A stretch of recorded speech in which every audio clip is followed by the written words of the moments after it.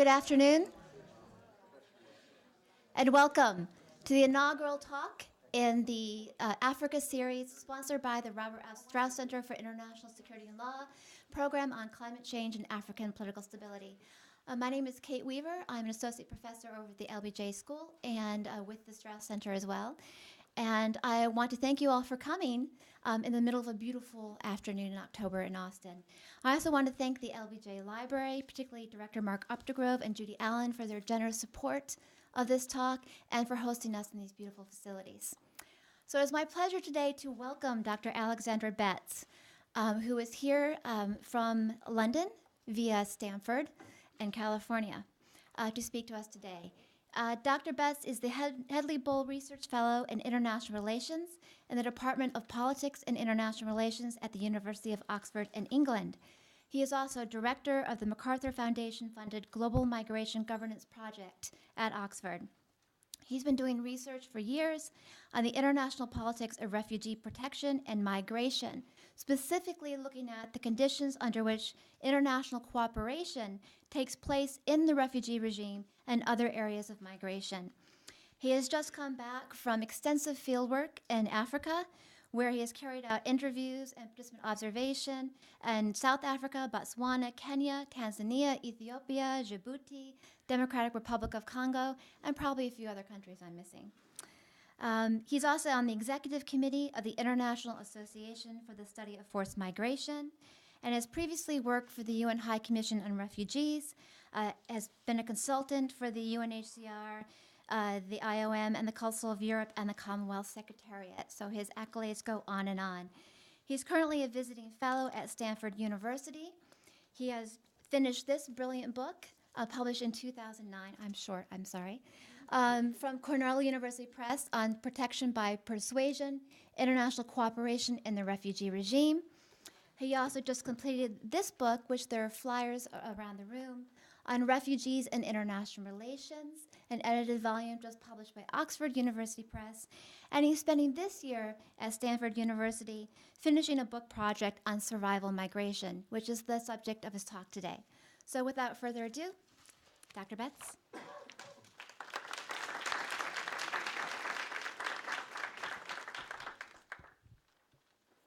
Thank you very much, Kate, for that extremely warm welcome and introduction. It's a great pleasure to be here. This is the first day in my life that I've been in Texas, and it's been wonderful so far. I don't know whether that's because Austin is representative of Texas or whether there's something special about this city and the people involved with the LGB school and the Strauss Center, but I'm really glad to be here, and it's a thrill to see so many people turn up for this lecture. What I hope to present to you today is something that may be of relevance to the project on climate change and African political stability project. At essence, the question I want to ask is a very simple and hopefully policy relevant question, which is to explore the extent to which the international institutions which have been created to address refugee protection can adapt to the new drivers of forced migration in Africa, which include climate change, but other drivers such as food insecurity and also state fragility and failed states. What I want to present to you is an overview of a research project that has involved extensive field work in Africa during the last year and which is developing as I write up the project during this year at Stanford University. In some ways, it's provisional and a work in progress, so I'm looking forward to your feedback on that work. What I want to present divides into a simple structure, but before I get to that, I want to give you a basic overview with a few premises of what I'm doing. As many of you will be aware, the international refugee regime was created in the aftermath of the Second World War. It was created to protect a very particular group of people, Europeans displaced by the Second World War and the Holocaust. In setting up that regime, the regime, as it continues to have today, had two elements, a core norm and a core international organization. The norm was to define who is a refugee, who are the people that when they cross borders, because of fleeing individualized persecution, have an entitlement to a set of rights and not to be returned to their country of origin. And the core organization was the Office of the United Nations High Commissioner for Refugees. Given the era, the post-Second World War era, and the geographical context, Europe, within which that refugee regime was created, it focused on a very particular group of people, those persecuted by their own governments. Subsequent to its creation, however, a range of new drivers of cross-border displacement have emerged.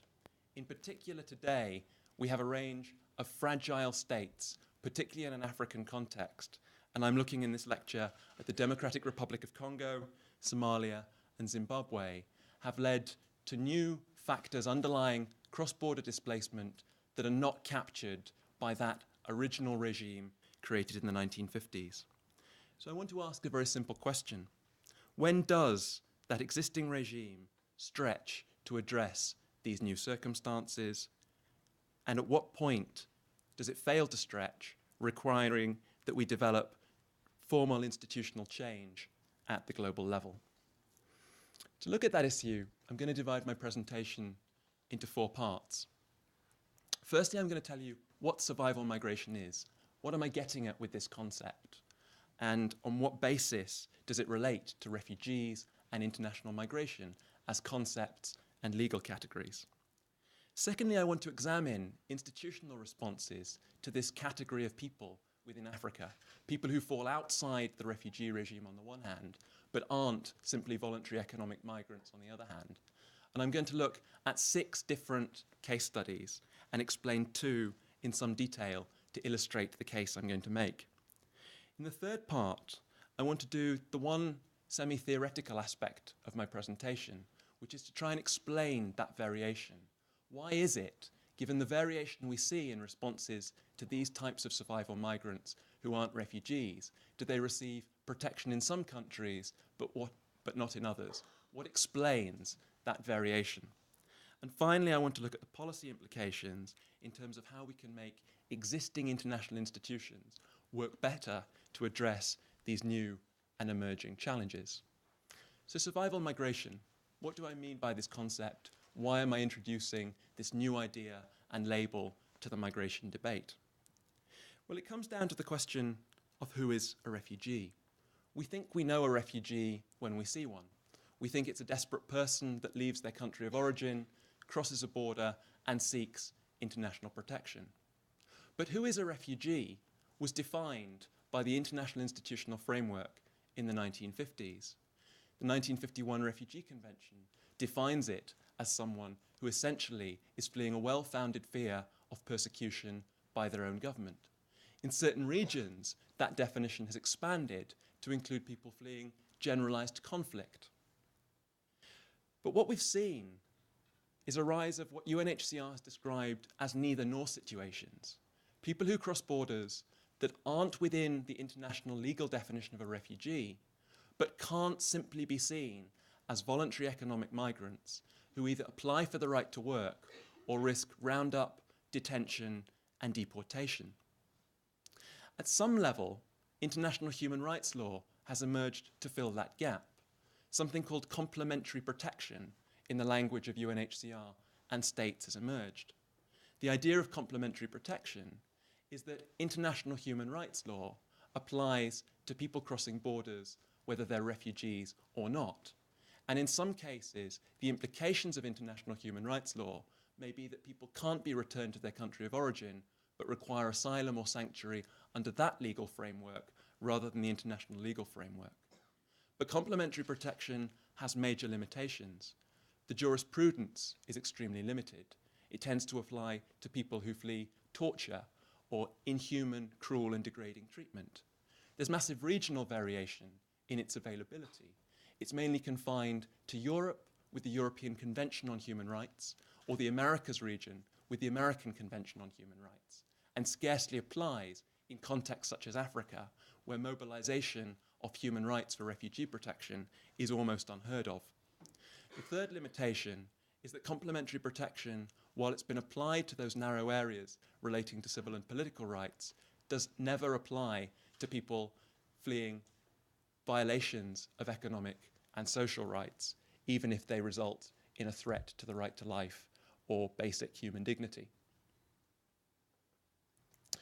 So to give you a clear definition of survival migration, the way I'm defining it is as persons who are outside their country of origin because of an existential threat to which they have no access to a domestic remedy or resolution. To break that down, that definition has three elements. The first is that people are outside their country of origin. And this is important because it means that they have access to the international community and the international community has access to them. The second aspect of the definition is that they face an existential threat, a very severe threat. It need not necessarily be up to the threshold of a threat to their life or their right to life, but something that's at the core of human dignity. And the way in which I ground this is in the notion of basic rights. A basic right being a right without which you can enjoy no other rights. So Henry Shue has talked about there being three basic rights: basic liberty, basic security, and basic subsistence. Without those, you can't enjoy any other rights. But yet the refugee regime protects people who flee a threat to their basic liberty, to some extent a threat to their basic security, but not those who flee a threat to their basic subsistence, which from an ethical and arguably international human rights law framework is an arbitrary distinction. In theory, all survival migrants have rights under international human rights law, which legally, I would argue, amount to a right to non-refoulement. But under international refugee law, the standard used by most states, only a small proportion of survival migrants are recognized as refugees. To conceptually clarify the relationship between this concept and the refugee and international migration concept, all refugees are survival migrants, but not all survival migrants are refugees. All survival migrants are international migrants, but not all international migrants are survival migrants. So what I'm interested in this lecture is the middle of these circles, the people who are survival migrants, but fall outside the dominant interpretation of who is a refugee under the 1951 Refugee Convention framework. In my research in Africa during the last year, I've looked at international and national institutional responses to these people. And the cases I've chosen are to look at three populations, the populations of arguably the most significant, fragile, and arguably failed states in Africa, Zimbabwe, the DRC, and Somalia, and looked at responses in 6 host countries, Zimbabweans in South Africa and Botswana, Congolese in Angola and Tanzania, Somalis in Kenya and Yemen. And I've partly selected these based on holding certain things constant by keeping the African context and looking at the overall set of fragile and failed states. But I partly selected them on the basis of the dependent variable to have 2 cases in which the refugee regime has stretched to incorporate protection for these people, 2 in which there's been no stretching and a complete breakdown, and 2 of an intermediary response, in order to try and explain why in some cases the existing architecture in terms of both the norm of who is a refugee and the organization UNHCR has adapted to this new context.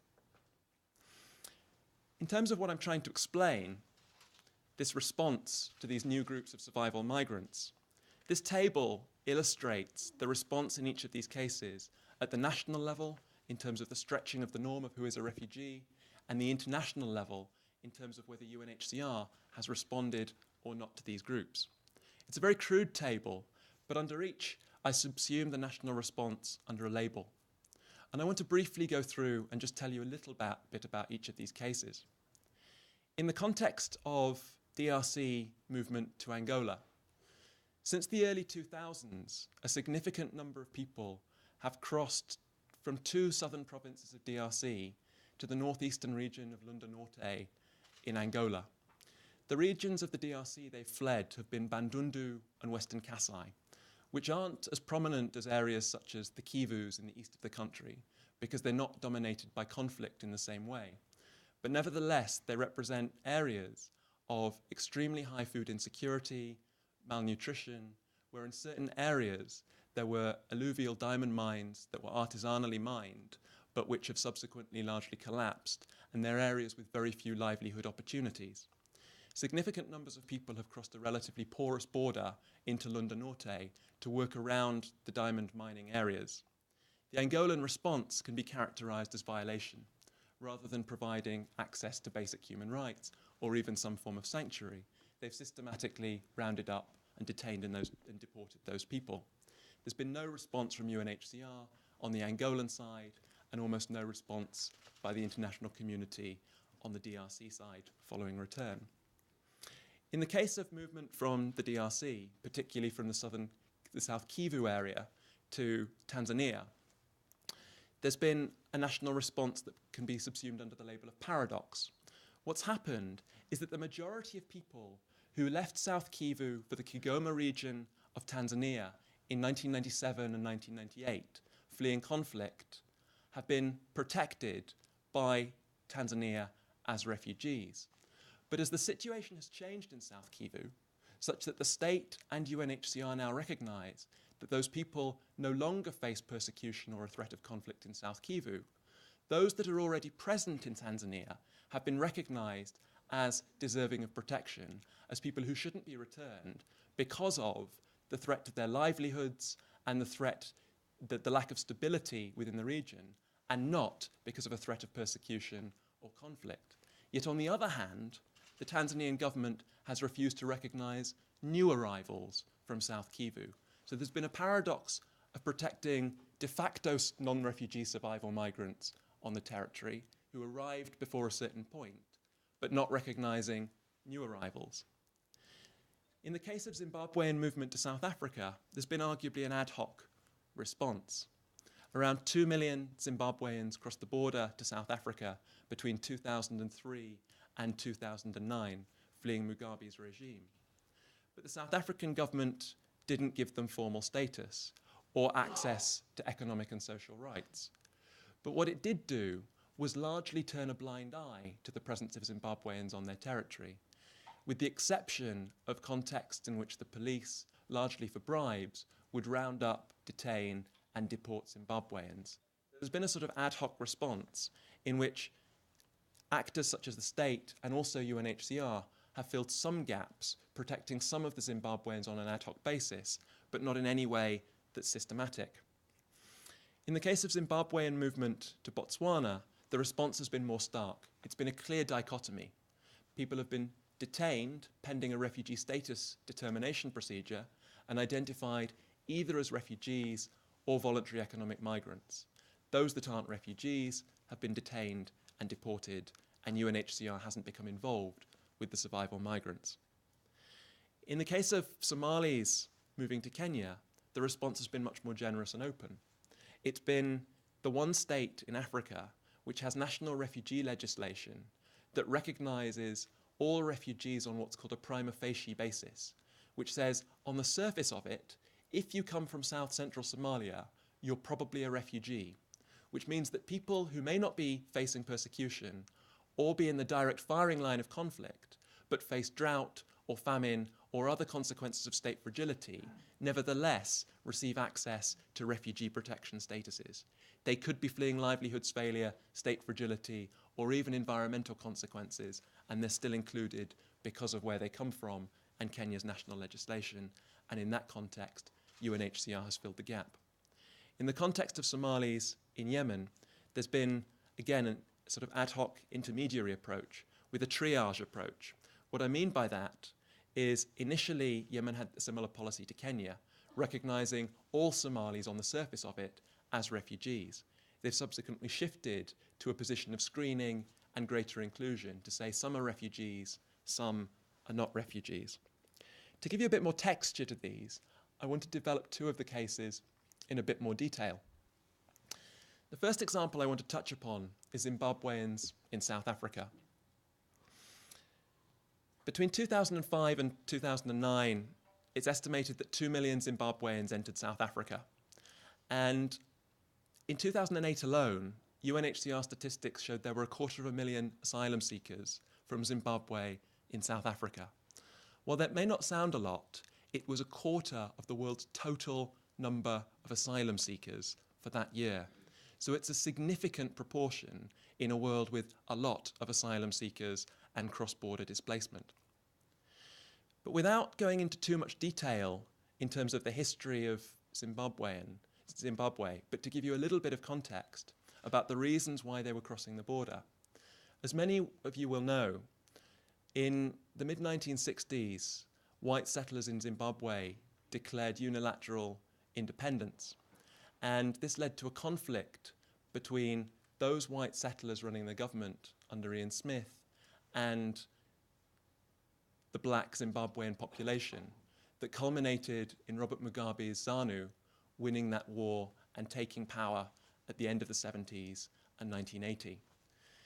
That moment led to an agreement at Lancaster House in 1980, whereby the British government basically agreed that it would provide long-standing development assistance to Zimbabwe in exchange for Zimbabwe deferring land reform and deferring occupying white farms. In 1997, with a change of government in the UK, a political shift happened whereby development assistance to Mugabe's regime and the ZANU-PF regime stopped. Mugabe invaded a number of farms. A cycle led to international sanctions, international capital flight, famine, drought, and economic collapse in the country. The situation resulted in millions of percent of hyperinflation and a situation in which people were greatly impoverished, often destitute, and reliant upon either remittances or access to foreign exchange simply in order to buy food, and hence a mass exodus ensued. In the words of one South African NGO campaigner, however, most are escaping the economic consequences of the political situation rather than the political situation per se, and have as a result largely been excluded from the refugee definition. In South Africa, only around 10% have been recognised as refugees within the refugee status determination procedure, mainly those with a claim to individual persecution as a result of being members of the opposition party, the Movement for Democratic Change. Until April 2009, the only route available for Zimbabweans in the country was to claim asylum seeker permits, the right to have a claim to being a refugee and a screening process, after which they would have no subsequent rights. And within that, they had no access to material support, but needed to be self-settled and self-sufficient during that period. After April 2009, the South African government, under international pressure, proposed a number of reforms. Firstly, a temporary exemption visa for the immigration of Zimbabweans. Secondly, a 3-month visa waiver for all Zimbabweans. And thirdly, a refugee reception office just for people from SADC countries to ease the burden on its refugee system. Only the third of these has been implemented, and the other two haven't come into existence. The consequences on the ground are obvious to see and emerge from my fieldwork. There's been a lack of access to assistance. At the border area in Musina, one finds an ad hoc coalition of actors that's emerged only gradually and relatively recently. Ad hoc actors such as Médecins Sans Frontières, 2 members of UNHCR staff, 1 member of IOM staff, a couple of members of the South African Red Cross, 1 member of the UNICEF staff, a member of a South African NGO, Lawyers for Human Rights, the Musina Legal Advice Centre, a small local NGO, and 1 member of Save the Children UK. And that's been a reflection of a gap in terms of international mandates. People have congregated at the border. There have basically been 2 reception centres of plots of land of about 50 metres by 50 metres, housing each about 1,000 people, with the South African government trying to push them on towards cities. In the cities in which they've been housed, such as in Johannesburg, they've been in pretty appalling conditions. In the Central Methodist Church in downtown Johannesburg, when I went, some 3,400 people were housed and living in a church, with the only international presence being Médecins Sans Frontières. The majority live in urban areas in difficult situations. They are in a position where, as illegal immigrants, they either find very exploitative forms of work, they're excluded from townships where they face xenophobic violence, and often face very difficult conditions outside of formal channels. And they've had lack of access even to the refugee status determination process, often having to bribe their way in to one of the 6 refugee reception offices, only to have their claims declined and to face detention and deportation. The second example I want to go into in a bit of detail is the Congolese in Angola. It's been a long history of livelihoods migration across a very porous border. But as the situation has deteriorated in these two southern provinces of the Democratic Republic of Congo, more and more people have moved over to the Lunda Norte region. According to OCHA's own statistical claims, they estimate around 400,000 people were deported by Angola during that period. They also provide a list of the waves, which are listed according to the government of the Democratic Republic of Congo's own statistics on returns, but they caution that these estimates are likely to be underestimated, partly because the government was taking bribes to allow its own citizens back into the country. But across those 6 waves that have been linked to elections in Angola and linked often to the desire to privatize diamond mines in Angola, there have been examples of systematic human rights violations. On one of the rare occasions when an international NGO was present at the border, Médecins Sans Frontières encountered what can only be assumed to be crimes against humanity. Examples where in 100 testimonies with women, it was recorded that systematic gang rape, body cavity searches in extremely unhygienic conditions were carried out by soldiers and police representing the government of Angola.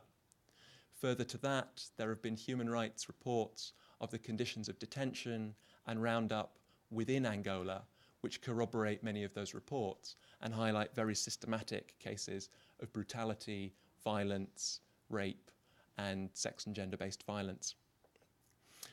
But there's been almost no international response. In Angola, there's been a lack of access to Lunda Norte, and the international community hasn't pressed for access.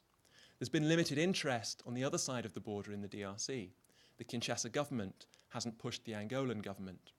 And the only actors that have really shown an interest have been on the Democratic Republic of Congo side of the border, where you've had, if you like, networked actors, the church working alongside Caritas, Médecins Sans Frontières working with local doctors, and the National Red Cross supported by the ICRC. The most obvious actors have confined their role to sporadic interagency missions, but have shown a little interest. UNHCR argued that these people are outside of its mandate. The Office of the Coordinator for Humanitarian Affairs, OCHA, said it wasn't a priority compared to the real priorities in the Kivus, and IOM simply didn't have a budget to engage with these types of people. So what I hope to have illustrated, at least, is that there's a spectrum of responses to these people. At one end on the right, you get a stretching response to these non-refugee groups, as has happened in Kenya and Tanzania.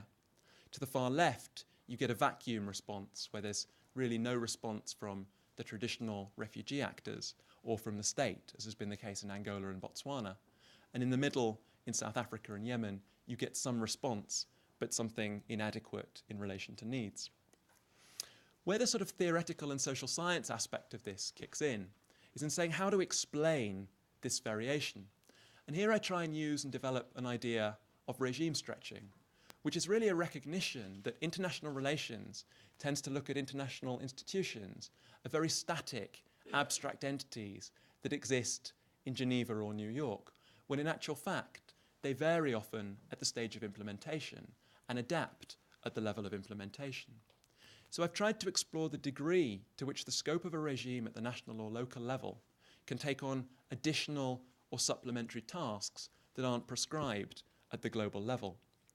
And the explanation I come up with is that what matters in these cases to explain stretching or non-stretching is the set of domestic and international incentives that shape how ambiguous norms are implemented.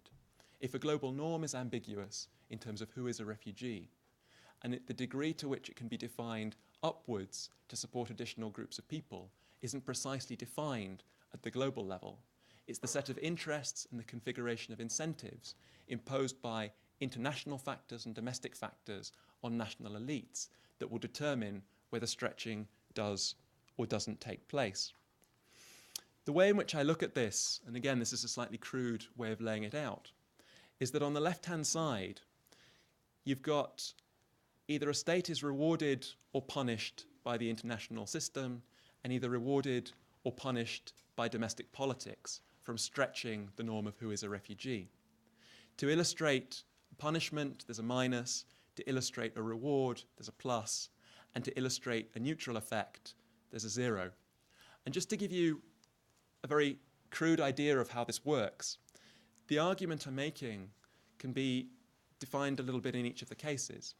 In the case of Angola, there were very clear incentives not to stretch the regime to protect the people from the south of the Democratic Republic of Congo.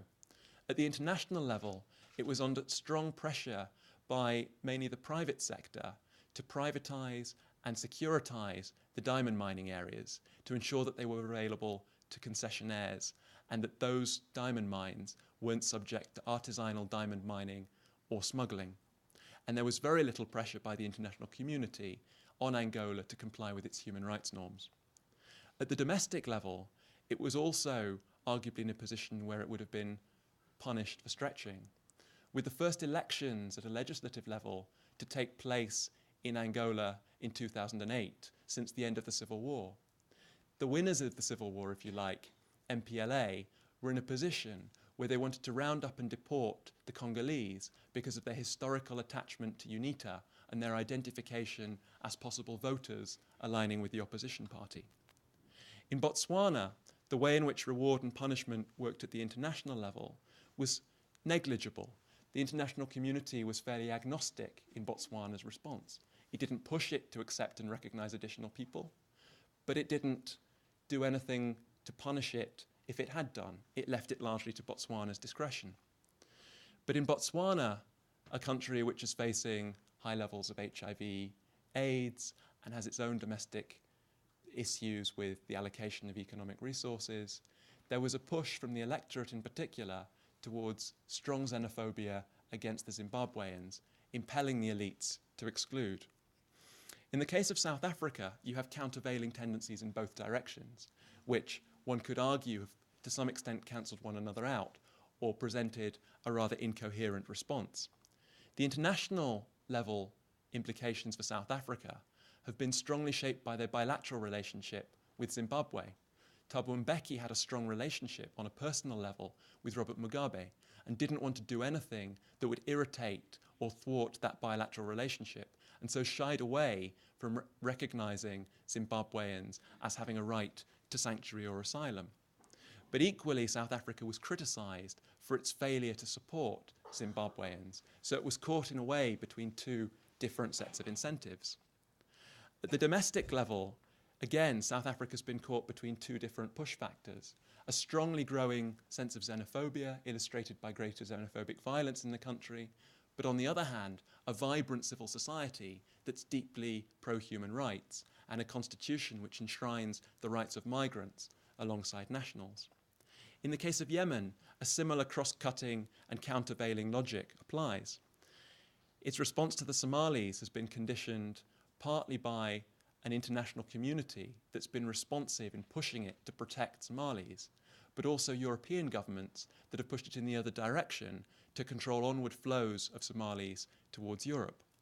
At the domestic level, it's had hundreds of thousands of Somalis living as diaspora in the country for a long time that have been tolerated for a long period. But increasingly, as the numbers have grown and the economic situation has declined, there's been a situation of growing xenophobia and hostility. In Kenya and Tanzania, the domestic level situation has been fairly neutral. There hasn't been great xenophobia or hostility towards the Somali communities in Kenya, partly because they've been confined to certain geographical areas, nor in Tanzania, which historically has had a great reputation for being one of the most hospitable states for refugees. But they've been pushed by the international community through diplomatic and financial support to maintain a commitment not only to refugee protection, but inclusive refugee protection. So the story I'm telling there is in a way one of the triumph of politics, saying domestic politics defines how norms and international law come to be interpreted.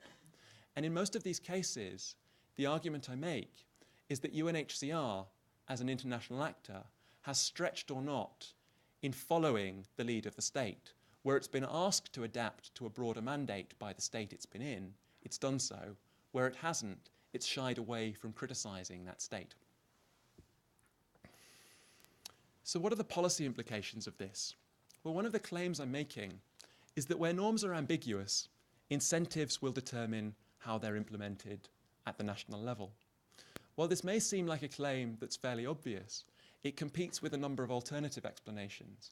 One could think, for instance, that maybe it's the population itself that defines the type of response that exists. But you've got radically different national responses to the same types of population. One could also argue that it might be the international organization that would shape the type of response and its variation.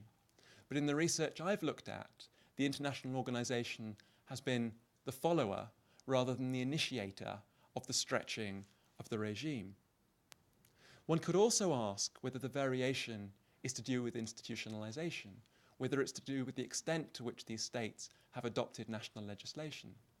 But across the cases, you witness similar levels of institutionalization of the global norms, but with massive variation at the level of implementation in policy and practice. So the argument that incentives and interests matter is actually more interesting than it sounds on the surface. And it's more interesting because it tells us about some of the mechanisms by which law adapts to new circumstances.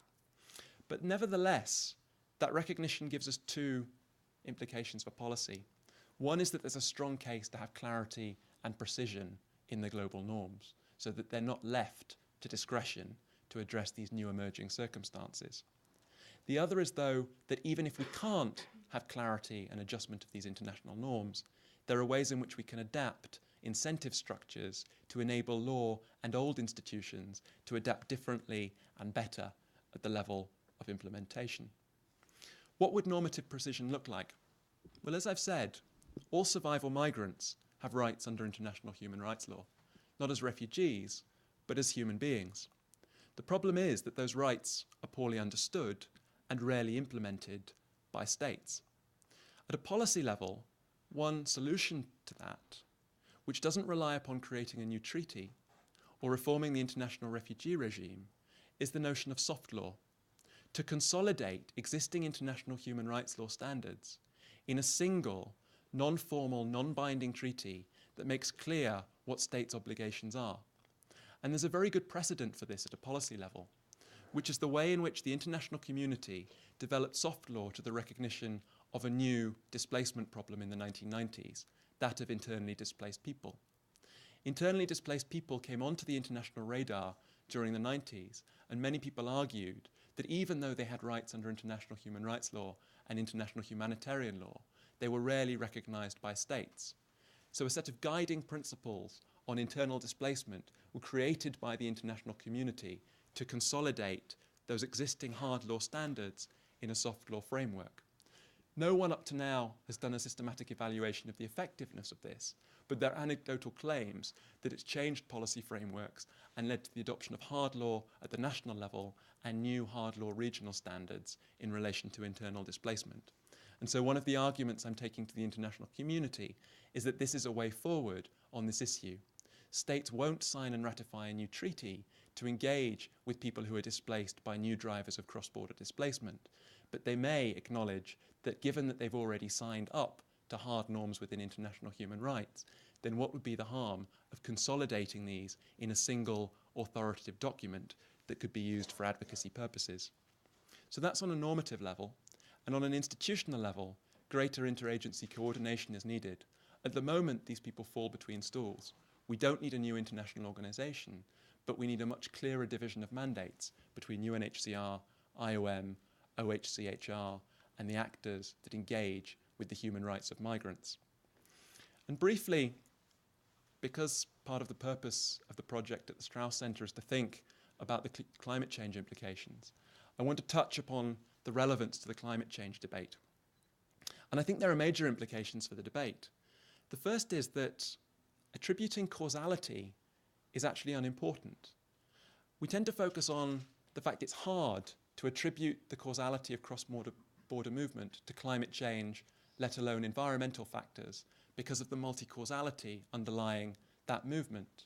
But my argument is in a sense that the cause doesn't matter. What matters is the underlying rights that are unavailable in the country of origin and hence can only be restituted in another neighbouring or third country.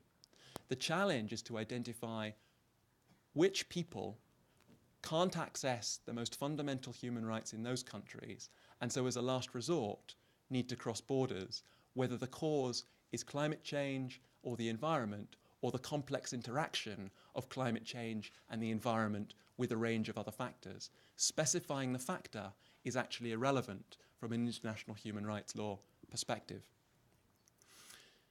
So survival migration, I would claim, is the overall framework, at least institutionally, within which we need to see the climate refugees debate.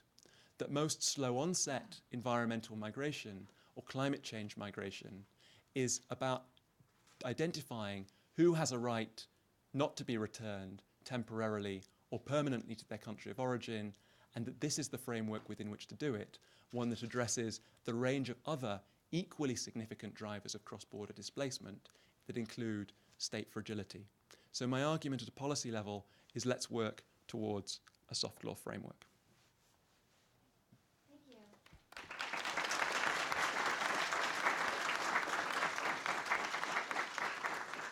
Do you have some time for some questions? Would you like to call on people, or would you like me to? Go ahead. I don't actually know everybody. Questions, please. Don't be shy. Yes, Doug. I agree with you on the notion that attributing causality to, say, climate change and migration may be problematic and perhaps best avoided. But the sort of normative solution of using soft law sounds attractive, but it still doesn't answer the essential question of limited government capability in those settings, given both offsetting domestic needs and other priorities. And so what would you recommend as an extension of that in terms of what policy advice would flow from that in terms of how states, given the cross-cutting demands they have on scarce resources, what they should do in those instances? Or does that just create another demand for the international community to do something to offset the inability of states to help in those settings? It's a great question because in a sense my observation is that hard law isn't working in the human rights context. And the question is, why isn't it working? To what extent isn't it working because states don't know what their obligations are and their obligations aren't clear? Or as you implicitly suggest, to what extent is it that they don't have the capacity to actually act on those obligations? I think my argument would probably be to say we do need to engage with the questions of capacity you suggest. One part of the solution is to clearly delineate what the obligations are. The second part of the challenge is to support the emergence of the capacity to ensure that those rights and resulting obligations are actually implemented. So a framework like this can't be mutually exclusive from an attempt to develop a burden sharing scheme or to have some kind of resource allocation mechanism to support those states in meeting these obligations. It's only part of the solution. It deals with one aspect of the problem, which is any claim to the obligations not being clear and the standards not being clear.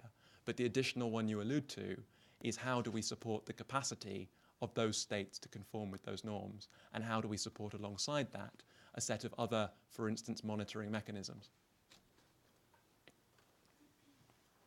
Yes, Chris.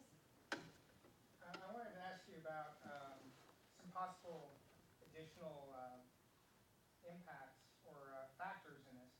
First, did you look at the rate at which the refugees crossed into the host country? Because I know in the case of the Congolese and in the case of the Somalis, they moved across in very large numbers in a very short period of time.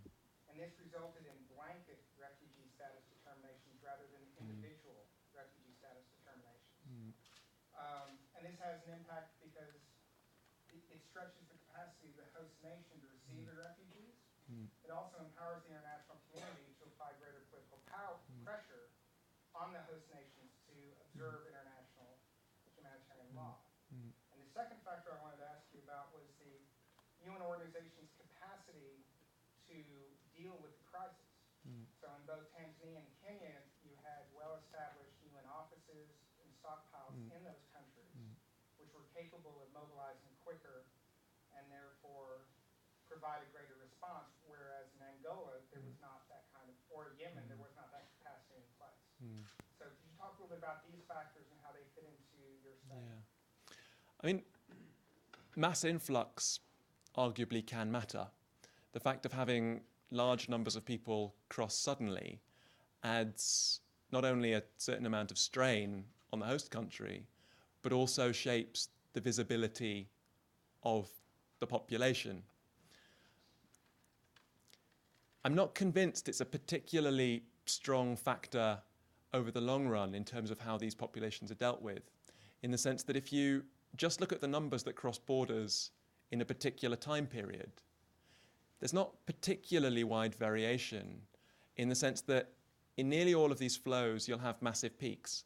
I mean, one big peak, and the most obvious sort of outlier in this, is Somalis crossing into Kenya post-1991. Massive flows. And one could argue that that shaped the initial response, which then shaped the emergence of the formal legislation, albeit that that formal legislation emerged 10 years later. So there are significant time lags between policy being formalized, but one could probably argue that there was some dependency, some path dependency that could have been created by the initial onset. Now, I haven't looked at that in great detail, and I'm not convinced it matters all that much, except it's interesting in the extreme case at one end of my spectrum, Kenya, where you had a significant number crossing a border, and that was one of the triggers for the international community saying, you will deal with this much better if you have a prima facie approach. What was the second part of your question? The inherent UN organization capacity Yeah. in country to be able to respond. Yeah. I mean, this is really interesting as a question, because in a lot of the cases I looked at, one of the claims that came up repeatedly from UNHCR staff within country offices was that where they were sort of underworked, they were looking for additional work, but where they were overstretched, they were looking to reduce their workload. So there was a sort of rationality coming from those individual staff members within the office. So in the case of Tanzania, a number of UNHCR staff were saying, we've got to keep the Congolese here, even though they could go back. Because if they go back, we're basically packing up the office and we're making ourselves redundant. In other countries like Angola, the claim was to say, we really can't do this. We've got more than enough to get on with a very small staff. This is an issue we simply can't take on. So it definitely matters, but the extent to which it matters, I think, is pretty limited, given an overwhelming wider political context, where in nearly every case, UNHCR seems to have been utterly constrained in what it could and couldn't do in an area outside of its formal mandate. So what applies within a sort of more obvious refugee situation is very different to the way in which it can respond in a situation that's about taking on supplementary activities, where it really has to have some kind of invitation or lead. And I didn't come across cases where it was resisting a government inviting it to do something, or cases where it was persuading a government to do something that the government didn't identify as in its interests. Other questions? Yes, sir. Do you see any difference between the legal rights, legal status and rights of refugees from Zimbabwe and the DRC, where at least there are governments in existence, such as they are, versus refugees from Somalia, where there is really no government? I think my claim, and again this is a normative claim, but it's based on trying to come up with a framework which is analytically consistent, is to ask, what are the underlying rights that aren't available in that country of origin? So if there are a set of rights that an individual doesn't have in that country, do they have domestic mechanisms of remedy and resolution that they could avail themselves of, or some kind of in-country alternative prior to using flight as a last resort? If they do have an alternative within country, then their claim to cross a border is probably less than it otherwise might be. But that doesn't necessarily follow logically from the distinction between a government being present or absent. And on the other side, in some cases within the refugee framework, one would argue that the presence of a certain type of government, one that engages in persecution, has worse consequences than the absence of a government at all. So while I see the logic of your question, I wouldn't use it as a criteria on which to allocate asylum or sanctuary to people.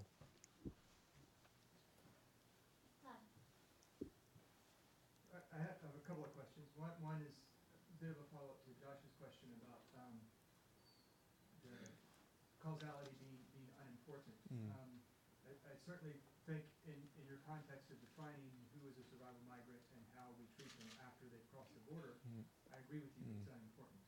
But if we hope to intervene before the last resort, it certainly is important. Or after the fact, if we hope that they should at some point have the opportunity for repatriation, I think it's important. Is that out of the context of this new soft law regime, or where does that fit in? And secondly, on this issue of norms, I'm sorry, would you like to address that? No, go for it. On the issue of norms, I'm wondering what type of, well, I'm thinking in the context of the World Cup in 2010. How did the attention of the world affect South Africa's norms of the Zimbabwe status? Yeah. And is it a lasting norm? I know that there was threats of xenophobic violence, immediately following the World Cup that thankfully did not get as bad as they were projected. But is there any type of lasting effect there? Yeah.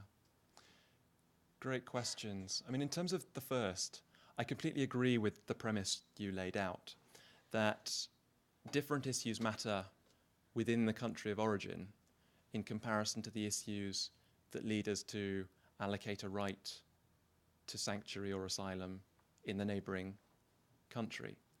Causality matters in the sense that if we're engaging with a debate on adaptation, we need an analytical basis to understand what the drivers of movement are, and hence what we need in-country adaptation responses to. So at that level, it really does matter. Then your question is interesting because it says if we're developing an institutional framework, can we divorce one from the other? That becomes particularly important if in looking at the definition of survival migration, I'm including the aspect of the absence of some domestic alternative, hence remedy or resolution, and flight being an alternative as a last resort that's available in the context of failure of domestic adaptation. I don't know whether they can be part of the same framework or not. I would be inclined, and this is a very tentative position, to say actually they can be separate, and that I become quite concerned when we hook the aspect of allocating rights to people who are displaced across borders to a settlement on climate change adaptation, because I think it leads us down a path that's arbitrary. Now, there might be case for a mechanism of burden sharing triggered by the climate change context. There's also clearly case for using the political leverage of the climate change debate to draw attention to the new drivers of forced migration.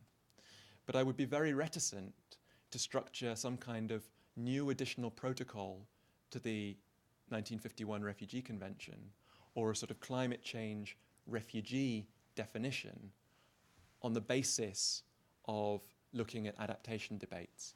I think what matters is a human rights question, which is a sort of necessary residual because of the failure of adaptation, but can't be made conditional upon the success or otherwise of that adaptation aspect. So I think from a human rights perspective, there are very good reasons to separate it, but I agree entirely with the premise of your analysis, which is to say causality matters in country, but I'm suggesting it's much less important for how we allocate rights institutionally outside of country. In terms of your second question and the impact of the World Cup on South Africa, I went to South Africa before the World Cup and I watched the Department of Home Affairs producing documents on their response before the World Cup. And they really wanted everything to be very tidy. They didn't want to be condemned internationally when the eyes of the world media were on them. So they, at least at a rhetorical and policy level, and by all accounts from anecdotes from NGO staff, did an awful lot not to be seen flagrantly violating the rights of Zimbabweans, but to ensure that deportation was suspended, that the police behaved themselves and weren't predatory towards the Zimbabwean community for bribes, etc. Things did change. Again, from sort of follow-up interviews and anecdotes, I'm less sanguine about the post-World Cup response. What I've heard from Médecins Sans Frontières and a UNHCR mission that followed up on some of the areas I went to in my research was that subsequent to the World Cup, things did lapse again. So there seems to be some impact of an international sports event like the World Cup shedding media attention. Without doing anything rigorous with it, the anecdotes I've heard suggest it was a temporary shift.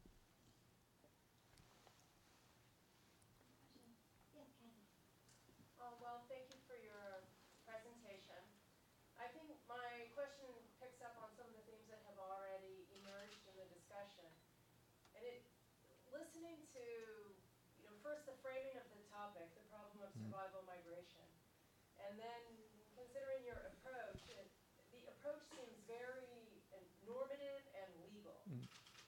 Starting from a normative position and sort of making legal recommendations, and very narrowly delimited in that sense, in that, as you explained, you don't really want to get into causality, and you don't really want to get into the political economy of the problem of survival migration, the economy in the sense of who pays for these people, how will they survive in their host countries, and whose responsibility is it really to take care of these people, and the political side of dealing with the so-called host populations of people who are supposed to accommodate these refugees. And so if you exclude, let's say, the political economy variables, I'm just trying to think about really what is left practically when we say we're going to have a normative and a legal approach to the question. So I'm just this may be kind of a question or an observation. It seems like the main practical implication of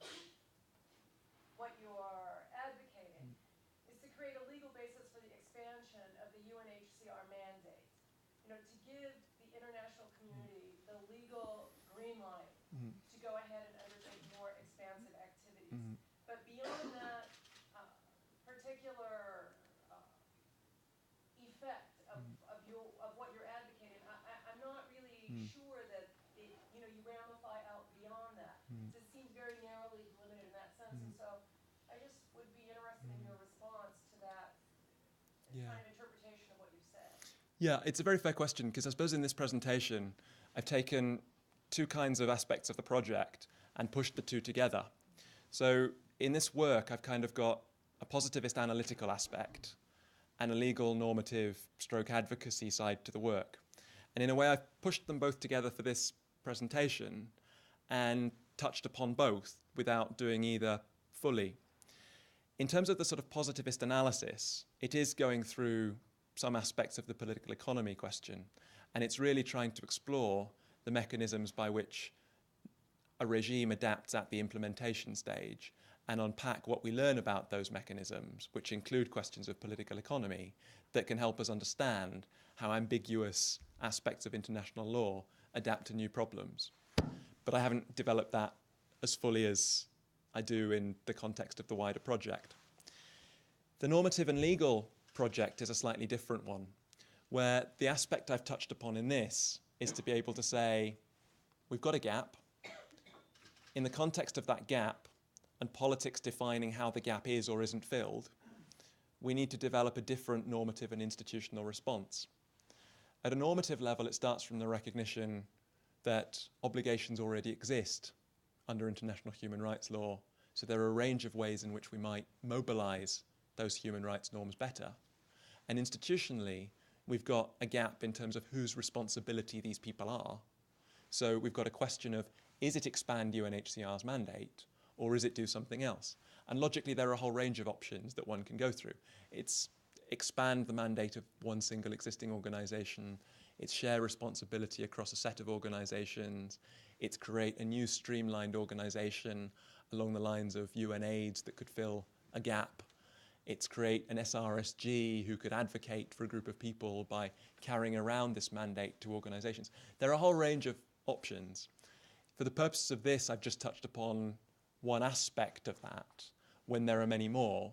And in terms of the legal analysis, to translate international human rights law into its implications for survival migration has to go far beyond what I've presented, in the sense that I've made an argument that there are these people who have a right not to be returned to their country of origin. The conditions of that rely upon thinking very carefully about those treaties and the jurisprudence of those treaties in a way that I've skirted over. So I'm sympathetic to the fact that I've got these two projects. I've skirted over both a little bit superficially, but in a way, in the time limit I've got, I'm asking you to sort of have a leap of faith and assume there's more below each, which may or may not be the case, and you'll see when the book comes out. Other questions? Josh? Just wanted to ask a quick follow-up based on this issue of understanding the causality of people's reasons for departure. If under the new normative sort of framework that you're presenting, would the person have to be able to sort of legitimate that they actually couldn't survive if repatriated? You know, because then you would sort of naturally fall back into having to make some claims about the reasons for initial departure, even if they're myriad. So I wonder if that's a precondition for people being able to sort of make some legitimate claims for why they need to stay. It's kind of about which is the cart and which is the horse. Whether you set up with a regime for a narrowly defined cause, or whether you set up with a rights-based framework and say it's not about the cause. Now, this is a challenge that the refugee regime obviously faces. You've got to have some bureaucratic or administrative process by which you say this person falls within this category and this person doesn't. You can elide that a little bit by having an on the surface recognition of people you assume fall in that category, a prima facie response, or you can do it individually with refugee status determination. Inevitably, when you do a status determination, whether it's for refugees or survival migrants, you've got to unpack their case history, and that will involve saying, well, there was this big tsunami, it hit our village, I wanted someone to reconstruct my village, they didn't, I couldn't grow crops after that, I tried to pursue avenues domestically, I couldn't. So there'll be a narrative story that goes with that, and there'll need to be some kind of procedure, as there is with refugees, for saying this falls within the category, this doesn't. And inevitably, as part of that story and the interpretation, causality will be part of that.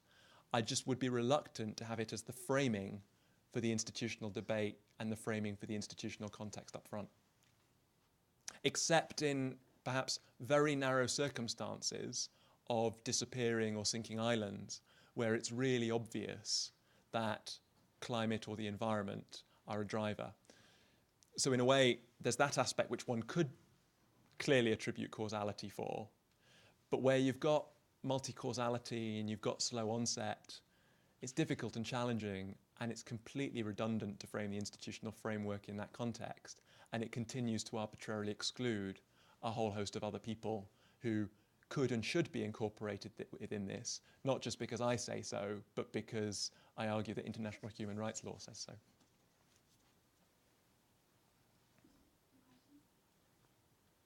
That means I get the last question? I actually would like to do a follow-up to Kathy's question about the political economy variables and how they factor into your analysis. It seems to me that there are three challenges posed by political economy at three different levels. One is sort of the capacity of local and national governments to respond to some of these refugee crises and their willingness to respond. A second is actually the organizational capacity of some of the NGOs and IOs on the ground to need to respond. And then finally, international levels, the ability and willingness of the international community, primarily the larger states, to pitch in the resources. So it seems as addressing each of these challenges is the institutional responses needed to resolve each of these challenges may actually not be very convergent. And may actually conflict with one another. So I wonder if you could maybe unpack Yeah, I mean, it's a very good question, and in a way, each of the cases has its own set of stories, and packaging them within that overall explanatory framework helps simplify and compare them as a snapshot across the cases. But within each, you can go through them. So the Angolan case is quite a fascinating one in the sense that you've got a whole set of interests that do apply at each of those levels. So if we take the international level, you've got states being very unwilling to criticize Angola because you've maybe got oil companies that have a strong relationship with the Angolan government, and the host governments from where those oil companies come have a strong bilateral relationship with Angola. You have a whole set of multinational corporations that want diamond mining concessions in Angola, and so they really want the cleanup of diamond mining, and they push everything in that direction. Simultaneously, you've got some of the big donor states to UNHCR saying, look, we don't want too much criticism here. We've got important interests and important stake here. At the level of kind of the NGO and international organization communities, you've got certain actors driving to get in and others not. So UNHCR Angola doesn't want to get involved in the issue because of capacity issues, but also because its presence in Angola is really tenuous. It could get kicked out, and probably the international community wouldn't do all that much. On the other hand, you've got NGOs filling the gap like Médecins Sans Frontières and massively exceeding their own mandate by going beyond a medical and health-related intervention to recording testimonies, but in a way that raises their profile quite strongly at an international level. So you've got a whole set of political economy factors, cross-cutting, that define different actors' intervention. At the same level, you've got a political economy of the Angolan state. The MPLA has taken over in government. Diamond mining is a massive source of revenue. They're really pushing inward investment. There are kickbacks going in all kinds of directions where particular mining companies, and I could name them and their CEOs, are getting all kinds of concessions and kickbacks from their friends within the government. So you can trace the political economy story at all of those levels. And that same logic applies across all the cases. But then the analytical challenge is to find a way of framing that, which gives you some consistent comparative leverage across the case studies without losing the thick description, until still tells a meaningful story that you can derive something analytical from. Oh, next question, please. Hi. You spoke about the norms that states already have signed onto, these hard laws, I guess, and international treaties. And then you mentioned, or rather proposed, taking some of these things they've already signed onto and consolidating them into a document. And you said perhaps the states might be more likely to sign this than to sign a new treaty. Could you expand on that and touch upon what the incentive would be for the states to do this? Because it seems like part of the thing is they're trying to perhaps try to ignore some of the norms they have signed on to. So how would you go about saying, okay, you've already signed up for this, now I want you to acknowledge it in this new document? Well, the argument I've been taking to states, and I took this to the State Department in DC a few weeks ago and got feedback on how I could refine the argument in taking it to states. The argument I've been pushing is that actually you can push it in two ways. You can take the moral high ground and say, you've signed up to these human rights obligations, you're already obligated. But that won't necessarily get you all that far. So the other avenue is more of an appeal to interests. Why is this in the interest of northern donor states? And why is this in the interest of predominantly southern host states? You end up having to make quite a crude argument and say to states across the board, these processes of movement are happening anyway. Whether you like it or not, people are going to leave their countries in desperate situations in ways that fall outside of the refugee regime. We've got a whole set of meta-level processes that you cannot avoid and you need to respond to in some level. Why do it this way? Well, for northern states, it's arguably a way, if there's a systematic, structured response, of avoiding the irregular movement of people from these situations to those countries. At the moment, large numbers of Zimbabweans, Congolese, and Somalis are moving from their region of origin towards Europe and other northern states because of the absence of access to rights, entitlements within their regions, creating a framework within which the obligations are clear that triggers some form of institutional response and assistance can limit that. Now, that's not a particularly humanitarian message to take, but it's one that has resonance for a lot of states that do want stability and do have a preference for rights being received in the region rather than outside of the region, particularly when such large numbers are involved. Similarly, the argument you can make to host states in the developing world is that these people are crossing borders anyway. But if there's a formal institutional framework or a soft law institutional framework with an institutional response, that can at least have some form of predictable response in terms of international solidarity, responsibility sharing, which means that they don't have to face these concerns alone. They don't face international criticism or condemnation because of the ambiguity of what those obligations mean, but there's clarity over what's expected, which might only be a temporary form of protection. It might not be permanent. It might not involve massive allocations of rights that they can't afford to allocate, but there's clarity. And then there's an institutional framework that kicks in and provides a degree of support and a collective international response. And on both levels, that's a difficult argument to push. But the soft law argument is much more palatable than the hard treaty argument, which most states will absolutely reject.